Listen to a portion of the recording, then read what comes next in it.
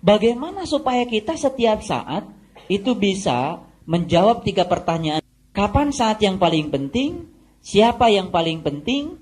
Dan apa yang harus kita lakukan yang paling penting? Maka setidak-tidaknya kita harus punya 4 bekalnya.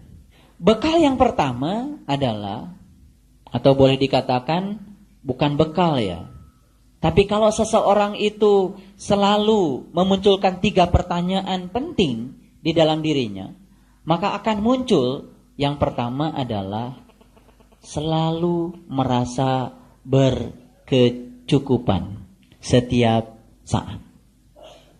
Baik, saya mau tanya sekarang, ada yang suka masuk angin? Ada. Kapan terjadi itu? Kalau perutnya kosong, salah siapa itu? Masuk anginnya sekali, 2 kali, 10 kali, 100 kali. Oh, berarti perut kosongnya sering ya? Nggak apa-apa, memang kita kan suka begitu ya, melakukan hal yang salah berulang-ulang. Tapi intinya bukan itu. Ketika cuaca buruk, mungkin saja ada orang punya tubuh sangat terpengaruh oleh cuaca buruk. Karena ketahanan tubuhnya tidak kuat. Betul nggak? Ketika ketahanan tubuhnya tidak kuat, maka dia menjadi rentan terhadap penyakit. Kenapa ketahanan tubuhnya tidak kuat? Karena dia tidak bisa menjaga ketahanan tubuh. Salah satunya tadi, sering perut kosong. Ya kan? Atau mungkin makan sih makan, tapi nggak disiplin. Ya kan? Tidak pernah memperhatikan keseimbangan gizi, ya kan? Dan lain-lain, tentu saja banyak hal. Tapi intinya, ketika tubuh kita rentan terhadap penyakit, daya tahan tubuh kita itu menjadi sangat buruk ketika cuaca buruk, maka dengan sendirinya cuaca buruk menjadi sangat mudah berpengaruh terhadap kesehatan kita. Bagaimana caranya supaya cuaca di luar kita yang buruk tidak berpengaruh pada kesehatan tubuh kita? Satu-satunya cara adalah meningkatkan ketahanan tubuh kita. Paham? Oke. Cuaca buruk saya umpamakan saja kehidupan. Di luar kita itu tidak selalu baik kehidupan. Tidak selalu positif kehidupan. Tidak selalu menyenangkan kehidupan. Dan tidak selalu kehidupan itu memberikan apa yang kita ingin. Lalu ketika kita mendapat yang tidak kita ingin, anggap saja di luar diri kita sedang ada cuaca buruk. Di dalam diri kita ada yang bernama jiwa. Yang jiwanya ringkih, gampang masuk angin. Otomatis ketika di luar dirinya ada sesuatu yang buruk, dalam tanda kutip yang ada di pikiran dia saja buruk. Sebetulnya baik buruk itu tidak pernah ada di semesta ini. Yang ada adalah peristiwa. Yang mengklasifikasi baik buruk kan pikiran kita. Otomatis jiwa kita akan rentan terhadap penyakit. Penyakit jiwa tentu saja. Betul? Oke. Maka tugas kita adalah mengelola baik dan buruk itu secara harmoni. Coba perhatikan lampu ini. Nyala nggak lampu? Kenapa nyala? Ada setrum. Kenapa setrumnya bisa ada? Ada? Ada generatornya. Generator itu menghasilkan positif dan negatif. Betul? Sama seperti baterai. Ada positifnya, ada negatifnya. Kalau baterai positif saja, nyala nggak lampu? Kalau baterai negatif saja, nyala nggak lampu? Ya enggak. Jadi sebetulnya positif dan negatif di semesta ini justru untuk membuat agar lampu kita menyala. Kalau kita bisa membuat yang positif dan negatif itu menjadi harmoni. Jadi ini bisa nyala karena apa? Positif dan negatifnya itu dikelola sedemikian rupa sehingga menjadi harmoni. Akibatnya nyala. Nah coba, lampu yang ada di dalam diri kita, kapan dia nyala? Ketika hidup kita positif terus? Enggak. Ketika hidup kita negatif terus? Makin gelap. Ketika kita bisa melampaui positif dan negatif dengan cara yang sama, lampu kita pasti akan tetap nyala. Sering gelap lampu kita? Sering. Kenapa itu? Koslet.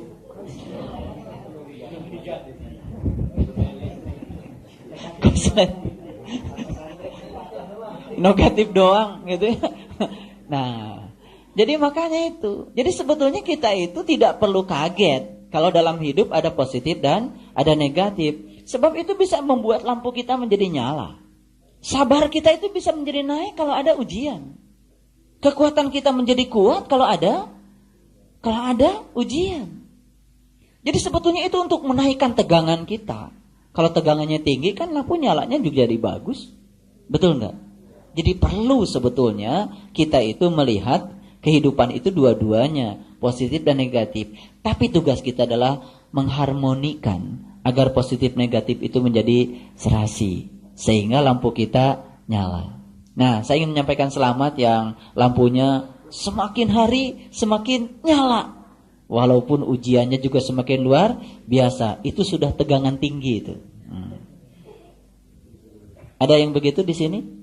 Saya kira ada. Saya ingin menyampaikan selamat. Saya bisa lihat yang lampunya sudah nyala itu kelihatan.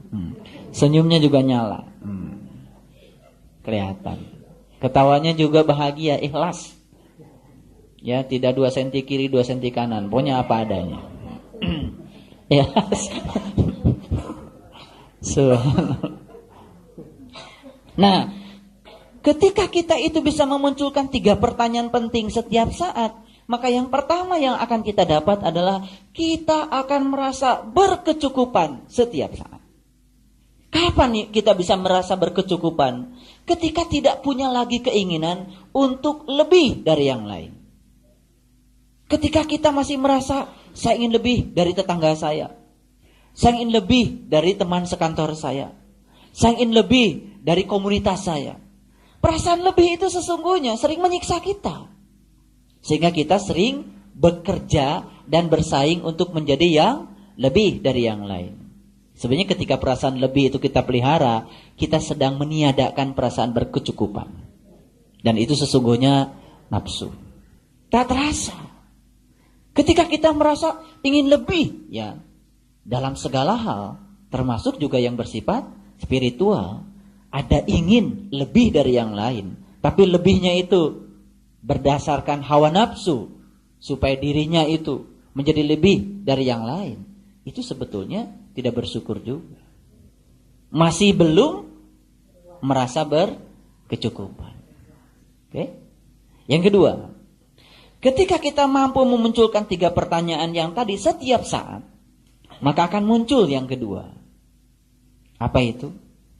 Kita akan lebih cerdas lagi mengelola apa yang disebut dengan harapan. Saya mau tanya, punya harapan? Punya keinginan? Nah, saya kasih tahu.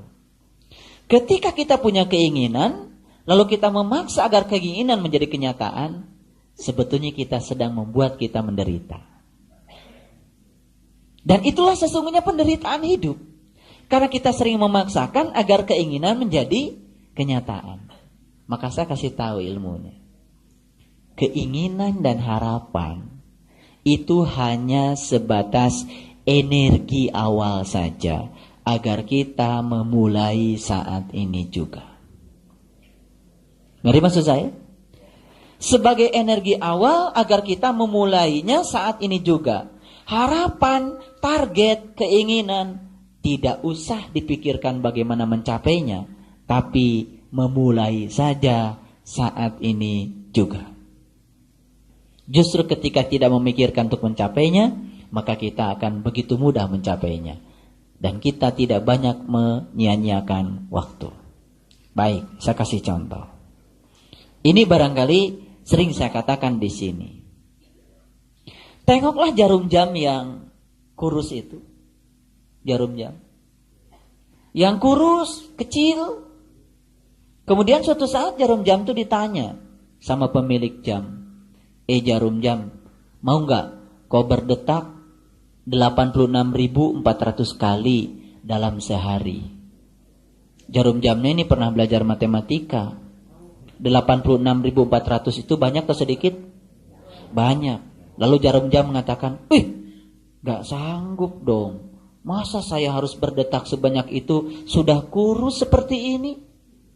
Ya sudah, kata pemilik jam, kalau kamu nggak mau, gimana kalau 3.600 kali saja setiap jam?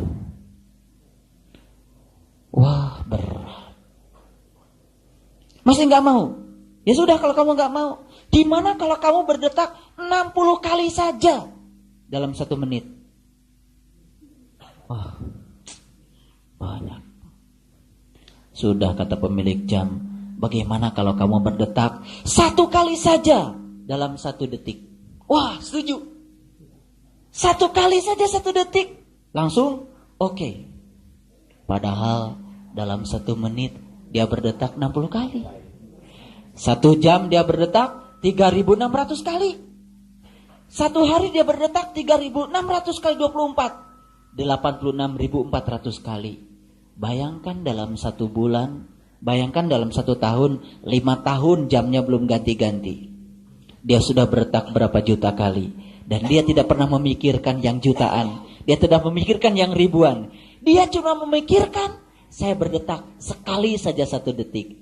Enteng kan?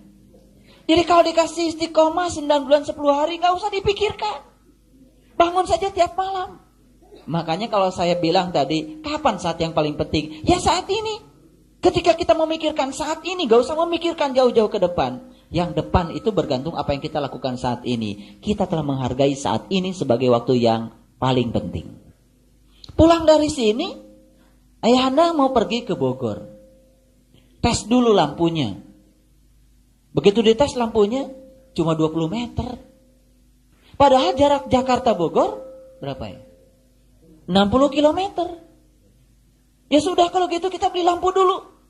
Yang bisa nyenter dari Jakarta sampai ke Bogor. Gitu. Buang-buang energi. Nanti akinya juga bukan 12 volt. Harus 120.000 volt. Ngerti nggak? Biarkan saja 20 meter. Kan mobilnya jalan. 20 meter begitunya, 20 meter juga. Jalan lagi 20 meter juga. Gak usah mikirkan bagaimana kita bisa melihat Bogor dari sini. Ntar juga kelihatan. Ini maksud saya. Nah, kita itu sering memberatkan hati, memikirkan hari esok yang enggak-enggak, tapi enggak ngejalanin sepenuh hati apa yang saat ini. Makanya kalau ditanya kapan saat yang paling penting? Saat ini. Fokus pada apa yang ada saat ini. Lakukan yang terbaik saat ini. Di depan itu bergantung apa yang dilakukan saat ini. Saya katakan ini adalah revolusi berpikir. Karena kita selama ini sering menjadi berat menghadapi hidup karena kita terlalu memikirkan hari esok yang enggak-enggak. Kadang-kadang lihat anak-anak kecil-kecil, ada yang katakan sama saya, aduh Pak, kalau saya mati besok anak saya masih kecil. Nah, itu sama dengan harus punya lampu yang bisa nyenter dari Jakarta ke Bogor. Ya kalau kamu mau mati ya mati aja. Lah itu soal anak apa ya? Allah kasih mati berarti sudah itu yang terbaik bagi dia. Nanti ada jalannya. Pasti akan diberi jalan oleh Allah. Banyak juga di antara kita ya yang sudah tinggalkan ibu bapaknya sejak kecil mati, hidup juga sampai sekarang. Betul nggak? Jadi maksud saya, kenapa kita tidak fokus pada saat ini saja? Bersama dengan orang-orang yang sedang ada dekat dengan kita saat ini. Dan lakukan yang terbaik pada mereka. Sesungguhnya kita sedang hidup tidak bersama siapa-siapa. Tapi sedang hidup bersama dengan orang-orang yang sedang dekat dengan kita. Maka semua orang yang ada di ruangan ini adalah orang-orang yang paling penting bagi saya saat ini. Nanti saya pindah ruang kemana? Mereka yang paling penting bagi saya. Tadi saya habis ceramah di Fatmawati. Mereka adalah orang-orang yang paling penting bagi saya. Dan pertanyaan ini tidak boleh berhenti. Harus berulang-ulang. Dimanapun, kapanpun, munculkan pertanyaan ini. Karena ini adalah pertanyaan yang paling penting. Oke.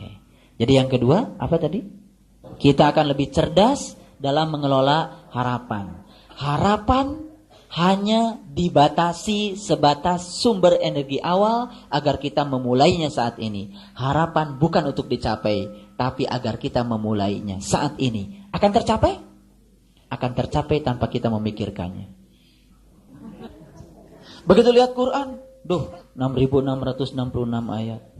Gak pernah baca. Ini simulasi saja bahwa kita memang suka seperti itu. Tapi datang saja ngaji ke Muda Parsi seminggu sekali. 2 ayat, Ar-Ra'd selesai. 2 ayat, Ibrahim selesai. Nanti begitu sudah lama terkejut, ngaji cuma seminggu sekali, kok udah selesai 30 juz. Rasul itu mengatakan, kebaikan yang sedikit dilakukan terus-menerus. Itulah yang bernama kebaikan. Tapi kalau kita melakukan kebaikan yang banyak tapi cuma sekali, sesungguhnya itu bukan kebaikan. Itu adalah hawa nafsu.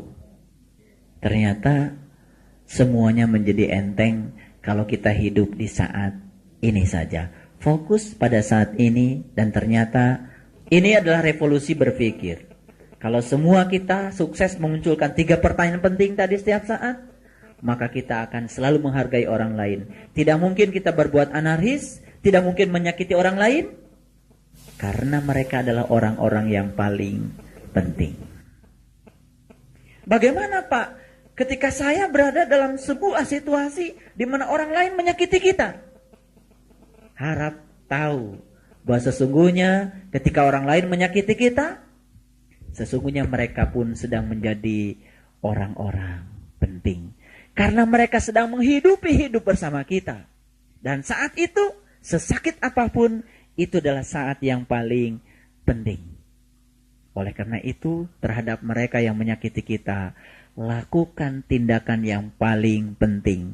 Peduli pada mereka, sayangi mereka. Sesakit apapun tindakan mereka pada kita, maka kita akan menjadi orang yang penting. Paham maksud saya? Kalau memunculkan pertanyaan itu di saat situasi seperti ini, itu biasa. Tapi ketika kita memunculkan pertanyaan itu dalam situasi yang sangat sulit, dan kita tetap seperti saat ini, sebetulnya kita telah mengalami sebuah loncatan spiritual. Jadi ketika nanti mungkin saja, di rumah kita, di mana saja, di tempat kita bekerja, tiba-tiba situasi seperti tidak yang kita inginkan. Munculkan pertanyaan itu. Ya Allah, inilah saat yang paling penting. Dan mereka semua orang-orang yang kelihatan seperti menjengkelkan dari hawa nafsu kita, mereka adalah orang-orang yang paling penting. Karena mereka sedang membuat saya menjadi besar. Mereka sedang membuat saya menjadi kuat. Dan mereka sedang membuat saya menjadi lebih baik. Maka lakukanlah tindakan yang paling penting untuk mereka. Menyayangi mereka sesulit apapun. Dan ketika latihan ini sukses, maka di situ kita akan mengalami sebuah loncatan spiritual. Dalam sesaat kita akan menjadi yang luar biasa dari yang biasa. Yang ketiga, ketika kita mampu memunculkan 3 pertanyaan yang tadi, maka kita akan mendapatkan yang ketiga. Apa itu yang ketiga? Saya kasih tahu, bahagia itu ada dalam perjalanan. Mengerti? Bahagia itu ada dalam perjalanan. Anggap saja hidup kita itu seperti kita berdharma wisata. Kita mau pergi ke Anyer. Tidak usah nunggu sampai Anyer kita bahagia. Ada makanan, makan. Bisa nyanyi, nyanyi. Yang bisa sedikit lelucon. Kalau leluconnya membuat orang lain menjadi segar dan tidak ngantuk, tidak masalah. Karena bahagia dalam perjalanan. Nah, selama ini kita selalu berangan-angan, nanti kalau rumah saya sudah jadi, saya pasti tenang. Kenapa kita tidak bahagia saat rumah belum jadi? Bersama dengan orang-orang yang sedang ngaduk, bersama dengan orang-orang yang sedang nembok, kita bisa berbagi dengan mereka. Kenapa tidak itu? Kita itu sering membatasi bahagia. Karena apa? Karena bahagia itu kalau saya umpamakan seperti lampu. Ada saklarnya. Lampu ini mau nyala atau mau padam tergantung saklarnya. Betul nggak? Betul nggak? Saklarnya di-on kan, lampunya nyala. Saklarnya di-off-kan, lampunya padam. Itu artinya apa? Bahagia dan sedih itu sebetulnya pilihan kita. Nah, kenapa kita sering sedih? Karena saklarnya itu nggak jelas ditaruh di mana. Kenapa ibu sedih? Habis dia pak. Dia marah-marah sama saya. Nah, saklar kita ada pada siapa? Pada dia. Kita sering memaksa orang lain agar seperti yang kita pikir. Kesalahan besar. Sekarang saya akan mengajak semua, malam ini juga, saklar bahagia pindahkan dalam diri kita. Yang lebih repot lagi, saklarnya itu nggak jelas naruhnya di mana. Ada yang saklarnya dibawa orang. Saklar saya ditaruh di suami saya, Pak. Suaminya kemana? Entah kemana. Akhirnya nunggu suami datang untuk bahagia. Ya Allah, nggak cerdas itu. Udah saja nggak ada nyanyi-nyanyi gitu. Iya kan, karaokean, itu kan baca Quran. Subhanallah. Jadi kuncinya bahagia itu saklarnya harus diletakkan di mana? Pokoknya jangan ditaruh di orang. Kalau ditaruh orang itu susah mijitnya. Enggak, kalau ditaruh di sini kapan saja. Pokoknya, wah, emang gue pikirin net bahagia. Jadi saklarnya di kita, gampang naruhnya harus di tempat yang gampang mijitnya. Pokoknya apapun, net bahagia. Nah, kita itu sebetulnya sering menitipkan saklarnya di tempat lain. Akhirnya apa? Nunggu orang datang dulu. Dan nunggu orang lain berbuat seperti yang kita ingin. Sebetulnya kita tidak sadar kalau selama ini sering menitipkan kebahagiaan pada orang lain. Jadi karena bahagia dititipkan di orang lain, kita kedapatan apa? Sedih mulu. Sadar gak sering kita begitu? Saya ngaji gak tinggi-tinggi, yang enteng-enteng aja lah. Yang enteng-enteng. Udah masuk ke Ibrahim ini yang enteng. Tapi perlu kecerdasan. Karena yang biasa ini kalau dikelola oleh kita secara cermat, ini akan membuat kita menjadi luar biasa. Oke, yang ketiga, bahagia dalam perjalanan. Ngerti maksud saya? Gak usah, wah nanti kalau saya udah nyampe rumah bahagia. Gak usah. Di jalan bahagia, di rumah bahagia, dimanapun bahagia. Oh nanti kalau saya udah naik pangkat bahagia. Gak usah menunggu naik pangkat. Sekarang aja bahagia. Saklarnya udah di tangan kita. Tinggal net. Bahagia. Pokoknya nanti kalau ada orang lagi sedih-sedih. Emang saklarnya taruh di mana bu? Gitu. Ya kan? Kalau ada orang kirim SMS. Ya agak sedikit-sedikit sedih. Emang saklarnya taruh di mana bu? Gitu. Ya biar ingat saklarnya tarik lagi dalam dirinya. Iya ngapain saya sedih? Net. Bahagia. Ngerti gak saya? Harus dijelaskan kayak gini baru ngerti. Ini sebetulnya mutiaranya Al-Quran. Quran itu mendidik kita untuk bahagia setiap saat. Cuman karena saklarnya ditaruh di mana-mana, bahkan yang gak jelas itu, kita gak tahu naruhnya di mana. Saklarnya dibawa kemana-mana. Kadang-kadang yang lebih repot lagi, saya pak, nanti bahagia. Kalau tabungan saya sudah 500 juta. Saklarnya ada di 500 juta. Nah yang 500 jutanya entah di mana. Sampai mati saklarnya gak kita dapat. Yang 500 juta gak dapat, sampai mati sedih mulu. Gak rugi gak kayak gitu? Subhanallah. Kasihan deh loh. Ngerti sekarang? Oke. Yang keempat, ketika kita bisa memunculkan 3 pertanyaan penting yang tadi, akan muncul yang keempat. Kita akan sangat peduli untuk membagi kebahagiaan pada orang-orang yang memerlukan kita. Coba bayangkan kalau setiap saat kita selalu mengerti kalau mereka adalah orang-orang yang penting saat itu bagi kita, maka kita akan selalu melakukan tindakan yang penting untuk mereka. Setuju? Kecil-kecilan sekarang di sini. Saya sedang melakukan tindakan penting buat orang-orang yang paling penting yang sedang menghidupi kehidupan saya saat ini. Dan semua Bapak Ibu yang ada di sini pun sedang melakukan sebuah tindakan penting. Mendengar, menyimak, menulis, mungkin mengapresiasi. Bukankah itu sebuah tindakan penting? Di samping kiri kanan kita ada orang, tidak kita ganggu, biarkan mereka konsen, memberikan keleluasaan pada mereka untuk menikmati pengajian ini. Bukankah kita telah memberikan tindakan yang penting? Mungkin kita tidak menyadari kalau sekarang kita sedang melakukan tindakan penting. Kiri kanan kita hargai, tidak mau kita ganggu, karena kita ingin memberikan tindakan yang paling penting untuk orang-orang yang paling penting yang sedang dekat dengan saya saat ini juga. Jadi ternyata kapanpun dimanapun, akhirnya semua saat dan tempat menjadi saat dan tempat yang sangat-sangat penting.